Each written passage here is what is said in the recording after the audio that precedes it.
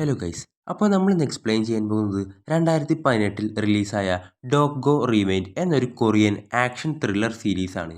അപ്പോൾ മൊത്തം 4 എപ്പിസോഡുകൾ അടങ്ങിയ ഒരു സീരീസാണിത്. ഒരു മിനി സീരീസ്. അപ്പോൾ നമുക്ക് നേരെ എക്സ്പ്ലനേഷനിലോട്ട് കടക്കാം. അതിനു മുമ്പ് എൻ്റെ ചാനൽ ഇതുവരെ സബ്സ്ക്രൈബ് ചെയ്തില്ലെങ്കിൽ തീർച്ചയായും സബ്സ്ക്രൈബ് ചെയ്യുക. ഈ എപ്പിസോഡിൻ്റെ തുടക്കത്തിൽ കാണിക്കുന്നത് കഴിഞ്ഞ എപ്പിസോഡിൻ്റെ ലാസ്റ്റ് കാണിച്ച കിം സങ് യുവിനെയാണ്. അവൻ എല്ലാവരെക്കാളും സീനിയർ ആയിരിക്കും. അവൻ ഷിന്നിനെയും അവളുടെ കസിനെയും ഇട്ട് പൊരിക്കുന്നുണ്ട്. 2 കൊടുക്കുന്നുമുണ്ട്. നീയൊക്കെ ഇതെന്താടെ കാണിച്ചു കൂട്ടുന്നത്? ഗാങ് ഹൂൺ എല്ലാം എന്നോട് പറഞ്ഞു. കിം സോ എന്ന ഏതോ ഒരു പയ്യനെ പിടിക്കാൻ പോയതും അവൻ്റെ ആൾക്കാരുടെ അടുത്ത് നിന്ന് നമ്മുടെ ആളുകൾക്ക് തല്ല് വാങ്ങിയതൊക്കെ. എന്നിട്ട് അവൻ വേറൊരുത്തനെ വിളിക്കും. എന്നിട്ട് അവനൊരു ജോലി ഏൽപ്പിക്കും. ആ പെണ്ണിനെ അഥവാ ഹ്യൂണിനെ പിടിച്ചുകൊണ്ട് വരാനായിരിക്കും പറയുക. എന്നാൽ ആ പെണ്ണിനെ ഞാനൊന്നും ചെയ്യില്ല, വേണേൽ അവളുടെ ഒപ്പമുള്ളവരെ പിടിക്കാമെന്ന് പറയും. പിന്നെ വേറൊരു കണ്ടീഷൻ ഉണ്ട്, ഇതോടെ ഞാൻ ഈ പരിപാടി അവസാനിപ്പിക്കും. ഓ ആയിക്കോട്ടെ, നിന്റെ ഇഷ്ടം പോലെ. ശേഷം കിം സങ് യു സംസാരിക്കുന്നതിനിടയിൽ ടേജിൻ്റെ റെസ്ലിംഗ് ടീം താഴെ ട്രെയിനിങ് ചെയ്യുന്നുണ്ട്. അതിൻ്റെ ഒച്ചപ്പാടെടുത്ത് ഇവനാകെ ദേഷ്യം വരും. ശേഷം അവരുടെ റെസ്ലിംഗ് ട്രെയിനിങ് ആണ് കാണിക്കുന്നത്. അതിൽ ഒരുത്തനെ ടേജിൻ മലർത്തിയടിക്കും. അങ്ങനെ അവരുടെ ട്രെയിനിങ് ഒക്കെ കഴിയും. ആ നേരത്താണ് ഇവനെയും നോക്കി മറ്റവൾ വീണ്ടും വന്നേക്കണത്. അവൻ ചെന്ന് എന്താണ് ഇവിടെ ചുറ്റിപ്പറ്റി നിൽക്കുന്നത് എന്ന് സ്കൂളില്ലേ? അപ്പോൾ അവൻ്റെ കൂട്ടുകാരൻ പിന്നിൽ നിന്ന് ഡാ കുറച്ച് മയത്തിലൊക്കെ സംസാരിക്കുമെന്ന് പറയും. നീ ഇവിടെ നിൽക്ക്, ഞാൻ അങ്ങോട്ട് വരാമെന്ന് പറയും. ശേഷം അവർ ഒരുമിച്ചായിരിക്കും നടന്നു പോകുന്നത്. ടേജിൻ, എനിക്കൊരു ടൂർണമെൻറ്റ് വരുന്നുണ്ട്, അതുകൊണ്ട് എൻ്റെ ഫുൾ ഫോക്കസ് അതിലേക്കാണ്. അപ്പോൾ അവൾ, ഞാനൊന്ന് പ്രോത്സാഹിപ്പിക്കാൻ വന്നതല്ലേ, അപ്പോൾ അതൊക്കെ നല്ലത് തന്നെ, പക്ഷെ അത് ഇങ്ങനെയല്ല കാണിക്കേണ്ടത്. അപ്പോൾ ഇങ്ങനെയൊക്കെ പറയാൻ മാത്രം ഞാൻ എന്ത് ചെയ്തെന്ന് ചോദിക്കും. അപ്പോൾ അങ്ങനെയല്ല, നീ എൻ്റെ സീനിയറാണ്, എന്നേക്കാളും പ്രായമുള്ളവരോട് എനിക്കൊന്നും തോന്നില്ല. അപ്പോൾ എനിക്കതിന് മാത്രം പ്രായമൊന്നുമില്ലെന്ന് പറഞ്ഞ് അവൾ അവിടുന്ന് അവന് ടാറ്റയും കൊടുത്ത് പോകാൻ നേരം നിന്റെ ടൂർണമെൻറ്റിന് ഞാൻ വരികയും നിന്നെ ചിയർ ചെയ്യുകയും ചെയ്യുമെന്ന് പറയും. ശേഷം ഗു അവൻ്റെ അളിയനെ ഫൈറ്റ് പഠിപ്പിച്ചുകൊണ്ടിരിക്കുകയാണ്. ഇത്തവണ അവൻ നന്നായി തന്നെ അത് ചെയ്യും. ഗാങ് അവിടെ അവരുടെ 3 പേരുടെ ഫോട്ടോ സ്പ്രേ പെയിൻറ് കൊണ്ട് ചെയ്തിട്ടുണ്ട്. അവിടെ കിമ്മിൻ്റെയും ഫോട്ടോ വരച്ചു വെക്കുന്നു. അവനിപ്പോൾ അവരിൽ ഒരാളായതുകൊണ്ട് തന്നെ. ശേഷം കിങ് ജോങ്ങിൻ്റെ ക്ലാസ്സിൽ ഒരു കേൾവി ശക്തിക്ക് കുഴപ്പമുള്ള ഒരു പയ്യനെ എല്ലാവരും ചേർന്ന് ബുള്ളി ചെയ്തുകൊണ്ടിരിക്കുകയാണ്. പോയി ഓരോന്ന് വാങ്ങിക്കൊണ്ടുവരാൻ പറയും. ഇതൊക്കെ കിം ജോങ്ങിനെ കാണിച്ചുകൊണ്ടാണ് അവർ ചെയ്യുന്നത്. പക്ഷെ അവനൊന്നും ചെയ്യാൻ പറ്റില്ല. കാരണം ഗാങ് ഹൂണിന് വാക്ക് കൊടുത്തു പോയില്ലേ, ആരുമായും ഫൈറ്റ് ചെയ്യാൻ പാടില്ലെന്ന്. എന്നിട്ട് അവൻ്റെ ചെവിയിൽ വെച്ച ഉപകരണം എടുത്ത് കളിക്കും. കിം ജോങ്ങിനെ കൊണ്ട് പ്രതികരിപ്പിക്കാനും കൂടെയാണ് ഇവരിങ്ങനെ ചെയ്യുന്നത്. ഇവൻ ഗ്രൂപ്പ് വിട്ടു പോയതിൽ ഇവർക്ക് നല്ല ദേഷ്യമുണ്ട്. കിം ജോങ് പേനയിലെ ട്യൂബ് കളഞ്ഞ് എടുത്തു വെക്കും. അവൻ എണീക്കാൻ നേരം പെട്ടെന്ന് മിസ് അവിടേക്ക് വരുന്നു. ഇവിടെ എന്താ ചെയ്യുന്നത്? അപ്പോൾ അവരൊന്നും അറിയാത്ത പോലെ നിൽക്കും. മിസ് കിം ജോങ്ങിനോട് അവനെ വാഷ്റൂമിലേക്ക് കൂട്ടിക്കൊണ്ടു പോകാൻ പറയും. ശേഷം കിംസുവിനോട് ഡോക്ടർ അവൾക്കിപ്പോൾ ഭേദമായിട്ടുണ്ട്, ഉടൻ തന്നെ ഡിസ്ചാർജ് ചെയ്യാമെന്ന് പറയും. പക്ഷെ ഇപ്പോഴും ചെറിയൊരു സൈക്കോളജിക്കൽ ട്രോമ അവൾക്കുണ്ടാകും. അതിന് ട്രീറ്റ്മെൻറ്റ് നിർബന്ധമാണ്. അതിന് ഫ്രണ്ട്സും ഫാമിലിയും കൂടെ ഉണ്ടാവേണ്ടത് അത്യാവശ്യമാണെന്ന് പറയും. ഇവൻ്റെ അച്ഛനാണെങ്കിൽ ഇപ്പോൾ US-ലായിരിക്കും. ശേഷം അവൻ്റെ ചേച്ചിയുടെ കൂടെ കുറച്ചു നേരം സമയം സ്പെൻഡ് ചെയ്യും. ഓരോ കാര്യങ്ങൾ പറഞ്ഞ് അവളുടെ മൂഡൊന്ന് മാറ്റാൻ വേണ്ടി നോക്കുമ്പോഴും അവനത് പറ്റുന്നുണ്ടാവില്ല. ഡോക്ടർ പറഞ്ഞു, നിന്നെ ഇപ്പോൾ ഡിസ്ചാർജ് ആക്കാമെന്ന്, നമുക്ക് വീട്ടിലേക്ക് പോകാമെന്ന് പറയും. ശേഷം കാങ് അവൻ്റെ ഏരിയയിലേക്ക് എത്തുമ്പോൾ അവിടെ ചോയും ഗുവും അടി കൊണ്ട് കിടക്കുന്നതായി കാണും. അത് കിം സൂങ് യു തുടക്കത്തിൽ ഒരുത്തിനൊരു കൊട്ടേഷൻ കൊടുത്തില്ലേ, അവനായിരിക്കും അത്. ഞാൻ ആരാണെന്ന് നിനക്കറിയണ്ടേന്ന് ചോദിക്കുമ്പോൾ കാങ്, ഇത് തീർത്തിട്ട് ഞാൻ ചോദിച്ചോളാമെന്ന് പറയും. ശേഷം കിമ്മും അവൻ്റെ ചേച്ചിയും കൂടെ നടന്നു പോകുന്ന സമയം അവിടെ സോജോങ്ങും ഷിന്നിൻ്റെ കസിനും നിൽക്കുന്നുണ്ടാവും. അവരെ പിടിച്ചുകൊണ്ട് പോകാനായിരിക്കും വന്നത്. ശേഷം കിം ജോങ്ങിൻ്റെ ക്ലാസ്സിൽ ഇപ്പോൾ ഫ്രീ പീരീഡ് ആയിരിക്കും. ആ നേരം ഇവന്മാർ മറ്റേ പയ്യനെ ബുള്ളി ചെയ്യാനായിരിക്കും നോക്കുന്നത്.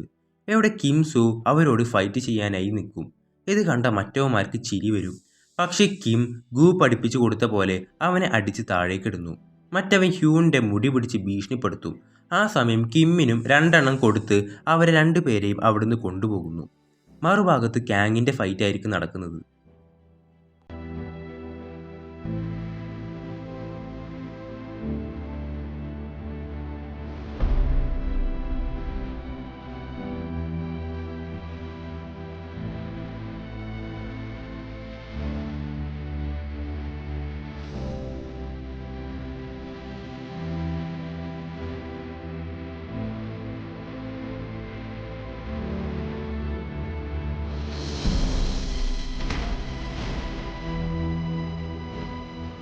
എന്നിട്ട് ബോധം വന്ന അവൻ അവൻ്റെ പേഴ്സ് എടുത്ത് നോക്കും. അവൻ്റെ ക്യാഷ് ഇവന്മാർ എടുത്തു എന്ന് വെച്ച്. ക്യാഷൊക്കെ അതിൽ തന്നെ ഉണ്ടാവും. ഇവന്മാർ ബുള്ളീസ് ആണെന്ന് കരുതിയിട്ടാ ഇവൻ ഈ കൊട്ടേഷൻ ഏറ്റെടുത്തത്. അങ്ങനെയല്ലെന്ന് ഇവർക്ക് മനസ്സിലാവും. അതോടെ കിമ്മിനെയും അവൻ്റെ ചേച്ചി ഹ്യൂണിനെയും അവന്മാർ പൊക്കിയ കാര്യം ഇവൻ അവരോട് പറയും. എന്നിട്ട് അവന്മാരിപ്പോൾ എവിടെയാണെന്ന് ചോദിക്കൂ. ശേഷം ക്ലാസ്സിൽ മറ്റേ പയ്യനെ ഉപദ്രവിച്ചു കൊണ്ടിരിക്കുകയായിരിക്കും.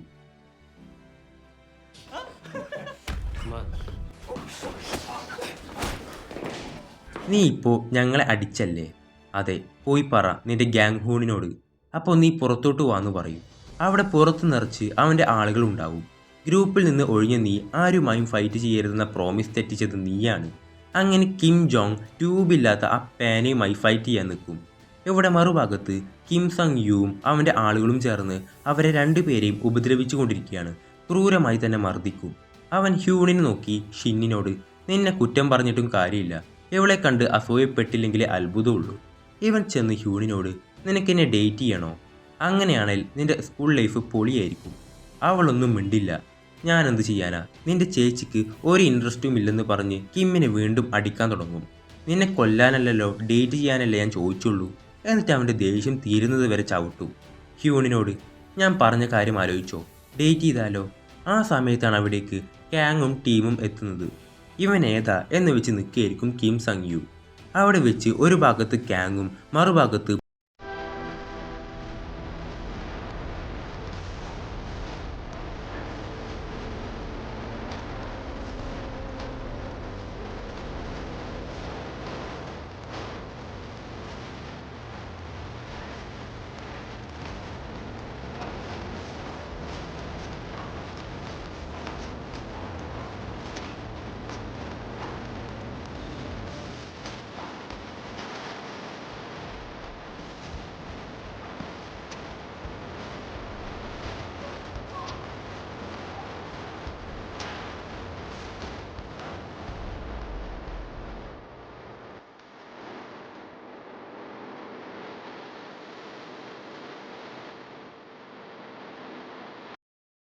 ശേഷം ഒരുത്തൻ സാറിനെ കാണുമ്പോൾ എന്നെ തല്ലല്ലേ എന്ന് പറഞ്ഞ് ഒന്നും അറിയാത്ത പോലെ നിൽക്കും.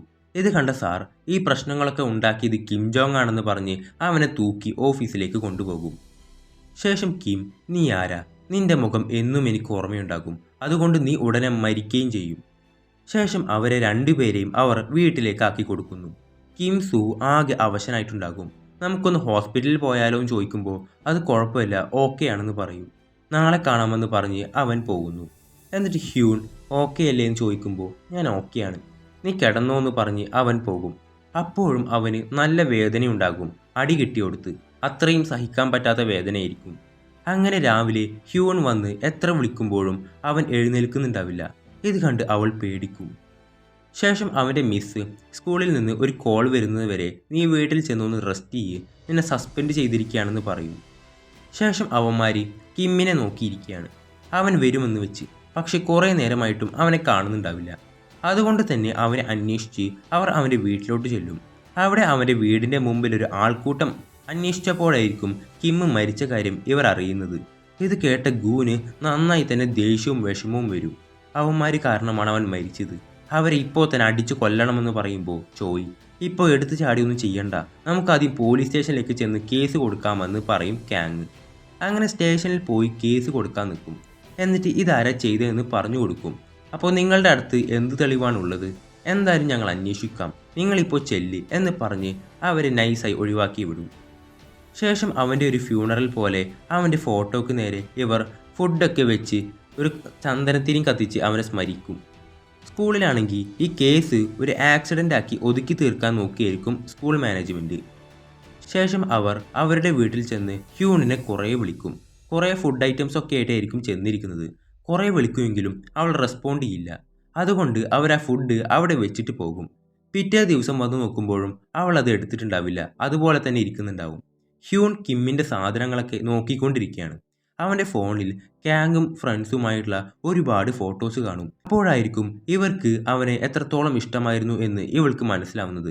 അവൾ ഉടനെ അവരുടെ അടുത്തേക്ക് ചെല്ലുന്നു. അങ്ങനെ അതും കാണിച്ചുകൊണ്ടാണ് ഈ എപ്പിസോഡ് അവസാനിക്കുന്നത്.